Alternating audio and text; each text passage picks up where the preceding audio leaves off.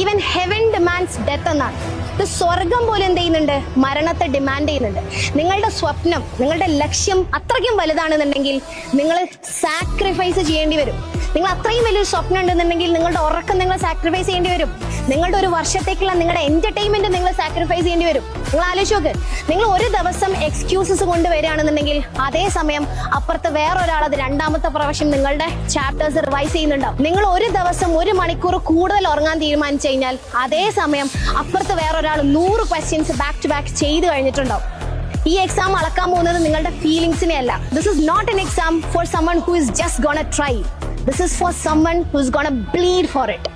നിങ്ങൾ ആ എക്സാമിന് വേണ്ടി അത്രയും കഷ്ടപ്പെടേണ്ടി വരും. നിങ്ങൾക്ക് ബ്രേക്ക് ഡൗൺസ് വരും, നിങ്ങൾക്ക് ചലഞ്ചസ് വരും, നിങ്ങൾക്ക് മെന്റൽ ബ്രേക്ക് ഡൗൺസ് വരും, നിങ്ങൾക്ക് മടുപ്പ് വരും, ചടപ്പ് വരും. Be ready for that.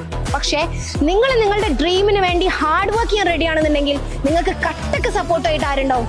ഞങ്ങളുണ്ടാവും.